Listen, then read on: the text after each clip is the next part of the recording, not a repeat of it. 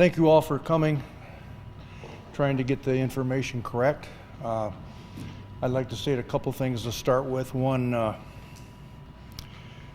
we certainly have positively identified my sister. There's no variance in it, it's 100%, so there's nothing to not accept as fact. There's a little misunderstanding regarding some comments that have been made about the cause of death. There is one. I'm not going to be talking about it. That's up to the authorities to discuss that issue, and I'm sure they will be. This has been as you know, a damn long effort. The issue has been a lot of hard work by authorities, by my family, by hundreds and hundreds of people. You know, the old story goes, the harder you work, the luckier you get. And there's certainly been a little luck here. And it's so damn lucky, I'm not sure there wasn't some divine interference, but we'll see, okay? The point of it is we've gotten here with having found her body. It's bittersweet at best, but it is certainly needed, and it was honestly unexpected after 3.5 years. But again, we got lucky with maybe some divine interference that maybe helped us. All during this period of time, the centerpiece of what we've done has been based on truth.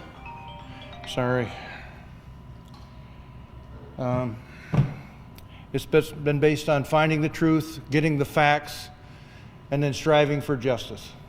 And that's what we've really accomplished here. We got the last leg to get done, and that's the justice part. But we have stuck to the truth. We've stuck to the facts. And although we've been criticized up and down and around by lots of people, we've only functioned with those two factors, and then we're expecting to get justice, and I believe we will. There's so many people that deserve credit.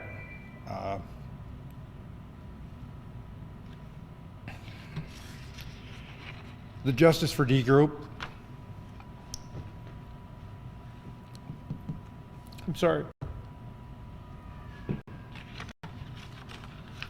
I wasn't planning on doing that. These people have been beyond anything loyal, fought hard, given up time, money, everything for the cause they believe in. There's been thousands of people who have sent prayers and good wishes. People we know, people we don't know, people we feel like we know, and also very grateful for them. And they've certainly helped. Of course, most of all, my family and friends, my immediate family, my wife Shelley, my son Parker, have probably some of you have picked up what a cantankerous guy I am, so they deserve all the thanks for that. Tolerating me has been, excuse me, a lot of work. There's been extended family. Catherine Adams over here has certainly been an extended family member. She has worked tirelessly, not only with the Justice for Dee group, but I can't tell you how many times I've asked her to do things, and there's never been any hesitation, and for that we appreciate it. Another real close person in this for my sister, and not been talked about much, is what was her assistant at the office. And Stephanie Vogel has stood by my sister from the very beginning, stayed at the office, fought for her, put up with Warner when she was still there, and she carried on, and to this day. So And she's given up a lot with her family because of this, and it's been horrendous on her. So thanks to her. You all know, you've heard it's in the press a number of times. The guy that's been special in this has been Billy Little, and his buddy Chris McDowell. He was the first here as a professional when we had no professional standing by us. And he gave us courage. He gave us knowledge. He's an experienced guy in this thing. We had no experience. And he deserves special attention because of what he did for us and what he did for this cause. His friend Chris McDowell is behind the scenes. You've not seen much of him, but his psychological analysis, because he was a psychological analysis person for the LA Police Department, has been very important to us.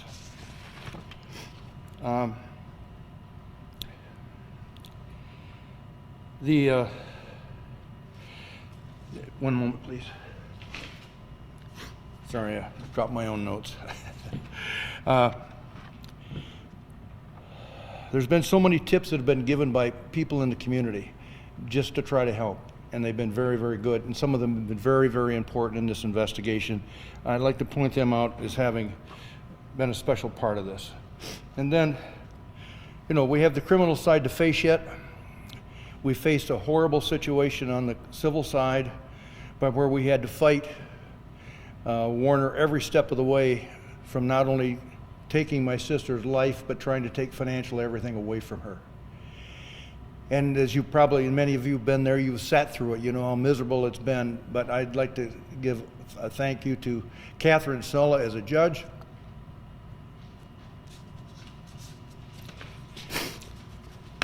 I don't know her personally,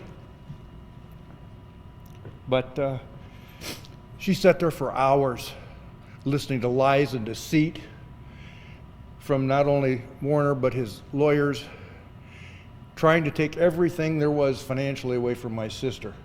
And that's horrendous. And I'd like to commend her as a judge. She put up with it, tolerated it, and sorted it out. And I believe was extremely just. And I don't think there's anyone disagree with that. So for her, I thank you. And Judge Firzauer, who presided over the preliminary hearing, which is obviously history now, came in as a visiting judge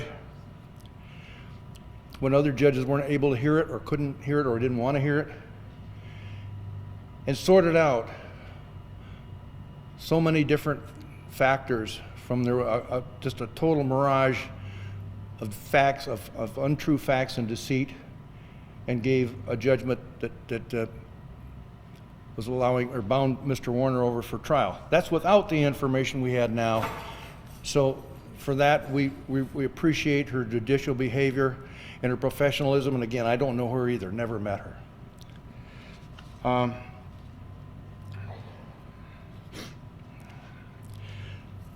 Kind of wrap this up.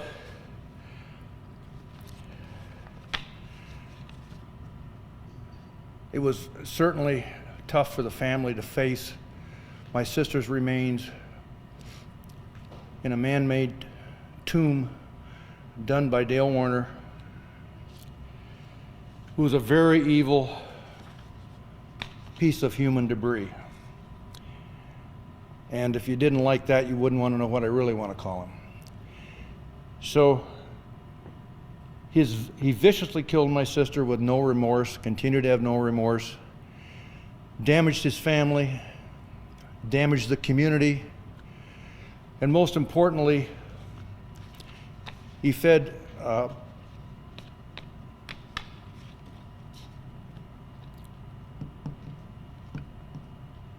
his own daughter terrible lies about her sisters, their family. And I don't know, for me, that's almost up in there with killing someone when you do that to a little girl intentionally.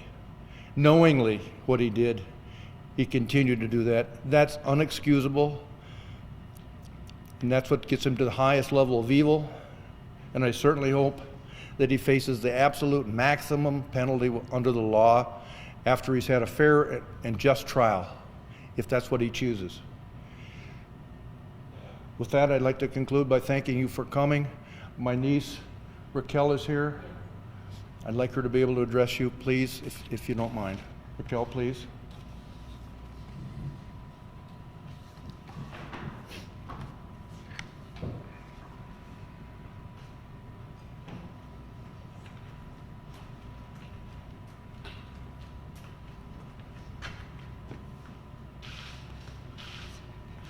Just say a few things. On behalf of my siblings, we just want to thank everybody for the continued support. We cannot begin to thank you guys enough for sticking by our side and believing in us when we didn't want to believe in ourselves anymore. We just couldn't begin to thank you guys enough. So, thank you.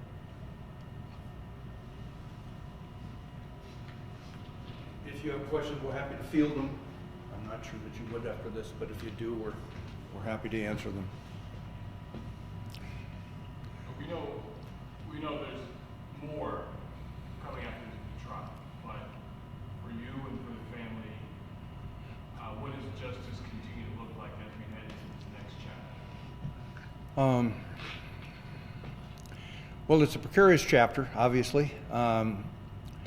We certainly don't know. The police have certainly not shared all the evidence with me or any of us. I know they're steadfast in the quantity of their evidence. We have the evidence that we know, which was contributing to a potential wrongful death suit. It was contributing to a no-body homicide. I think it should be I'm anxious if they want to have a trial, and I fully suspect they will. And if they do, bring it on. More than ready. I would love for the public to be able to know everything that I know about this horrendous situation. This is totally premeditated, in my opinion. To kill your wife and tomb her in a steel tube to attempt to hide her forever from not only the public and other, but maybe from some of his family members who may or may not have knowledge. That's insane. I mean, that's a huge, very, very evil person to do that. I mean, you obviously have no remorse if you can do that. So I think it'll be a pretty strong trial, and I can't wait. Give me a sense of the emotion you felt when you got the notification. Well, as you can see, I have a hard time dealing with my emotion to start with. We were together. The officer was very courteous to us, Sergeant Drewer, to come here privately at 8:30 Friday night with some early images. And so the family was called in, and that's very respectful of them to do that. And our emotion was very high. It was just disbelief. It was, I guess I hate to say it this way, but there's some joy and relief that after all that effort and all that time and all that attempt to deceive us, I think it was, those were the big emotions that popped out. One more question is from me.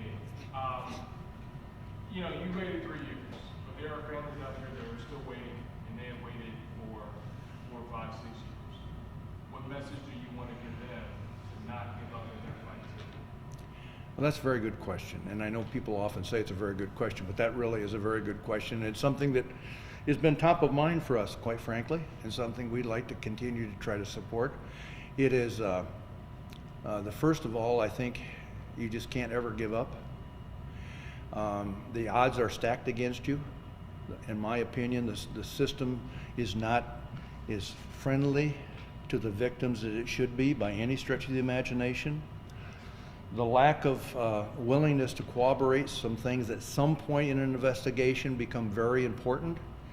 Some corroboration was very important in moving this one forward.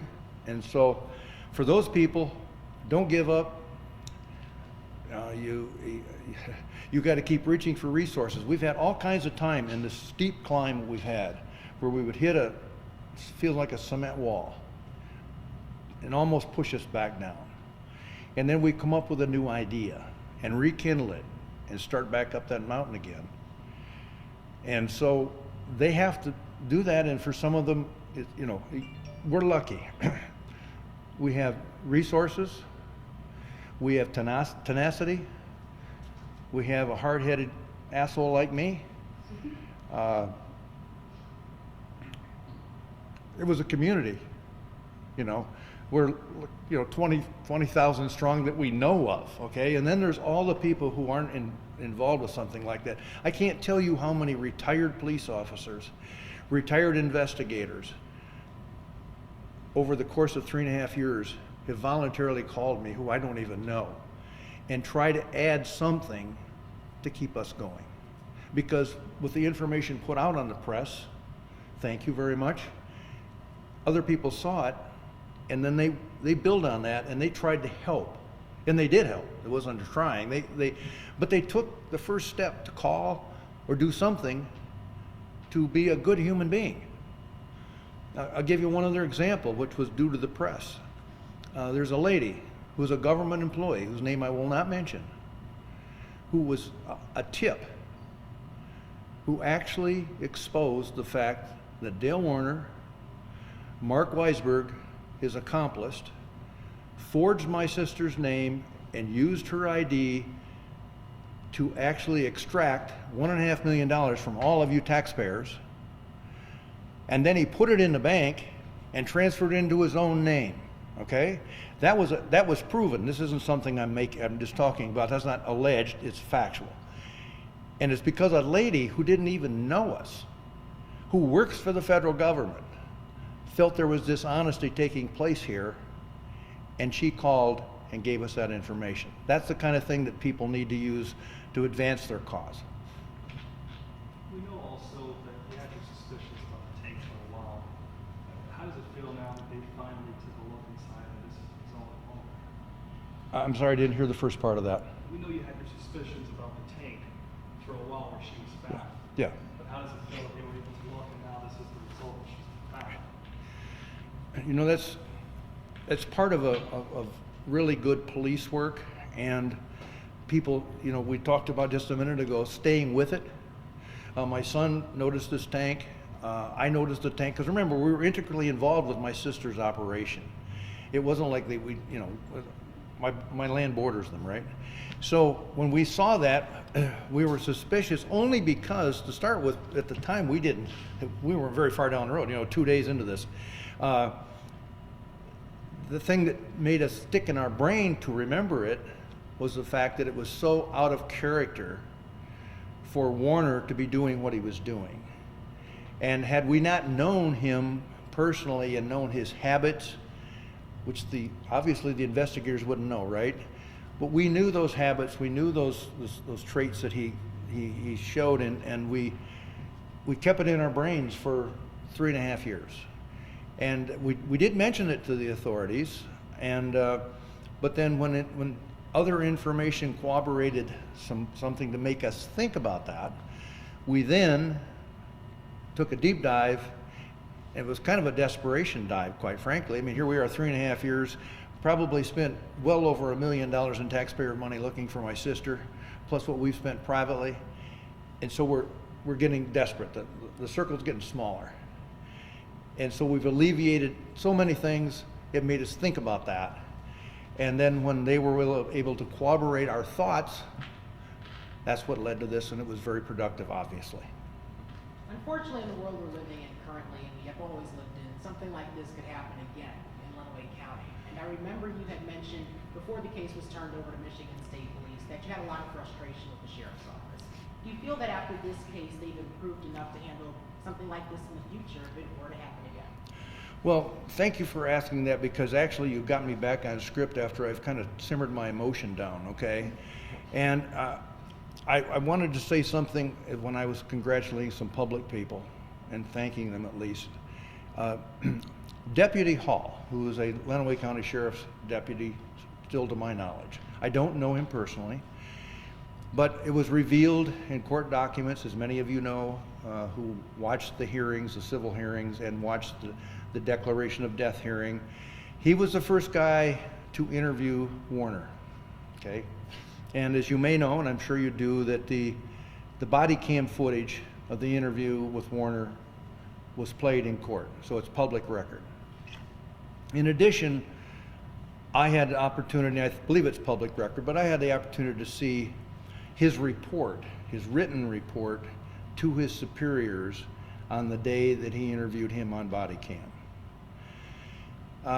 He deserves way more credit than the rest of the people there at that department, because he is the only person who his gut feeling, if he reported in writing, was suspicious of what he was seeing and hearing from Warner. Had that been followed up maybe more severely, we might have an earlier outcome. It would be the same outcome, but we might have an earlier outcome and maybe 3 years less of pain, okay? But those people, he deserves some credit. If I were a sheriff for a day, I would promote him and I would demote several others. That's just how I feel about it. Anyone else? Yes. So, you've had a memorial service for Dee. Do you plan to do something else now that you have something to have remains?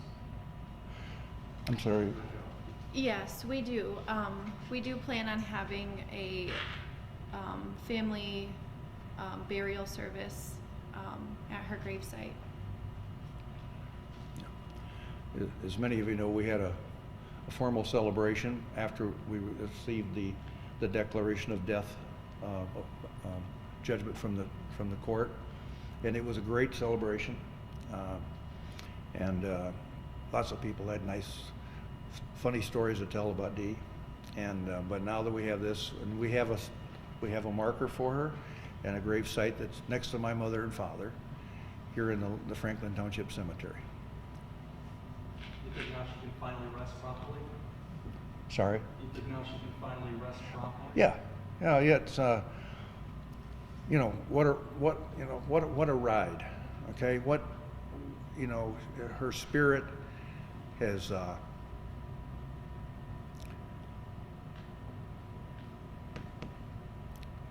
help me. Her spirit's gone a long ways. I know you said it was a relief earlier, but is this finally closure for your family? Yeah. altogether? Well, it's closure on finding her remains and being able to say the final farewell, put her in truly the proper resting place. You know, it's horrendous to think about a human being doing what he did to another human being for their final resting place. I mean, that's just absolutely beyond horrendous. And it puts that closure on. But we remember, we still have a conviction that has to take place here. And the idea that this guy, as I tried to reiterate when I was having trouble controlling my emotions, was the fact that here we have irreparable harm that's been done to so many people, to his own wife, to his own family, to his own little girl. If that isn't beyond the need of the most severe punishment possible, then I don't know what we are as a civilized society if that's not true. I've spoken to a lot of your family members throughout this case, and one thing I've noticed is you guys have been able to maintain your strength in this case. Is this something that you guys were obviously had to adjust to quickly? And so kind of talk about having a transition into more so the advocate role while also balancing the fact that this is deeply emotional. Well, you know, being able to sustain like we have has to have that emotional support, right? I mean, if we didn't have that, we probably couldn't get there. As an advocate, you know, it's an emotional scar we're going to wear forever, that we have from what's happened to us, and so hopefully that will help us help other people. That's a major goal. You know, I had someone say to me the other day, you know, they were very kind. And they said, you know, what this shows is this could happen to any woman in this community. And for that reason, then everybody should be aware. And if doing this can help make someone aware, you know, my sister is a very strong person. She's probably dead because she thought she could fix this guy. She thought she could stand up to him and have an impact and hold her family together. That strength she used. Unfortunately, that probably was the strength that caused her death because of this animal. So if you're gonna leave, just leave. Don't confront them, because you don't know what they'll do. She sure as the world didn't know this guy would do this, right? So for those people who were facing those situations, and I'm not trying to be a counselor here, but it's the facts. We witnessed it. I personally had no idea of what happens with people like this, like my sister. I mean, she had places to go, but sometimes people say, well, they don't have anywhere to go. Not in her case, because she thought she could deal with it. She was a strong woman. She didn't want to face social embarrassment. All of those things contributed to her standing there and fighting with this piece of trash. So if you're in that situation, don't be afraid to leave it. Thank you for asking, though. Yes, sir.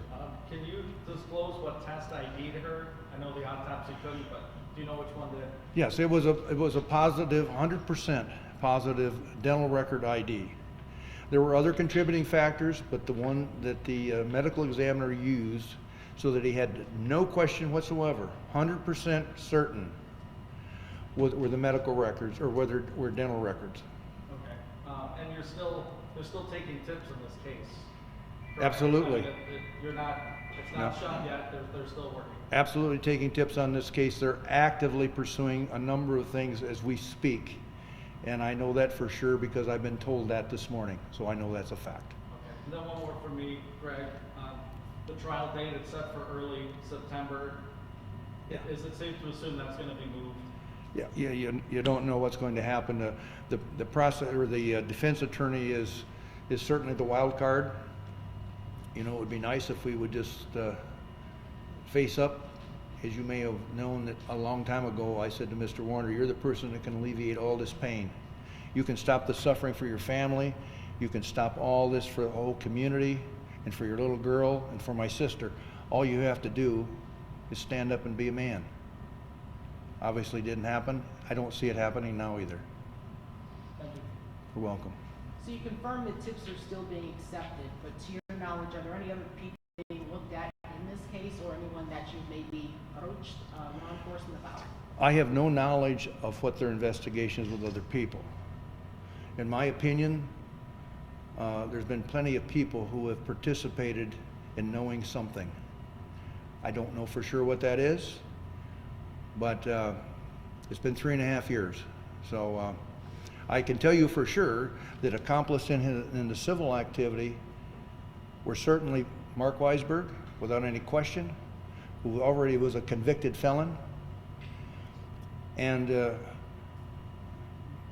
other people that have been involved were certainly contributed on the civil side. There's no doubt about that. That's in the proofs. That's in public record.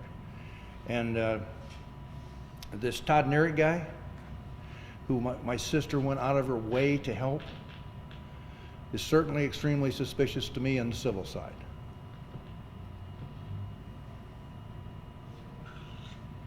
But I do hope, by the way, that they continue to focus that, because I would like to see that thoroughly examined.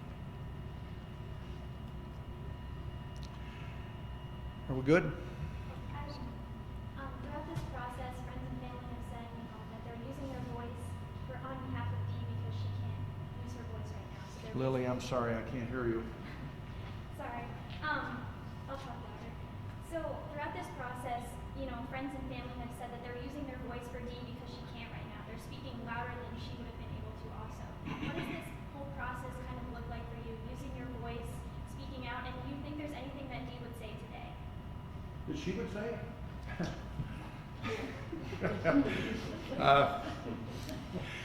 My sister would say a lot. Let's put it that way. And she would say it very loudly. It might be in your face, it might be hugging you, okay? Am I right? But she would be totally astounded by all of you and all the people. Fair enough? I absolutely agree, and definitely for you. She's sweet. You know, she was such a people person. She wanted everybody to be her friend, and she acted that way all the time. And she would be just over the top about the fact that people would care this much for her. Yeah, thank you for asking. On the other side of that, is there anything you would want to tell her now that, you know, these past 3.5 years, this has been a long process for where it stands today? The first part, I'm sorry? Is there anything that you would want to tell her? Oh, yeah. I'd like to kick her in the butt for staying there, okay? You know, there's that side of it, and there's a very sad side. We certainly like to tell her we love her very much.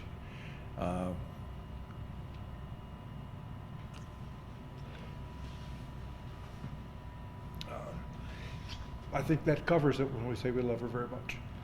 Thanks.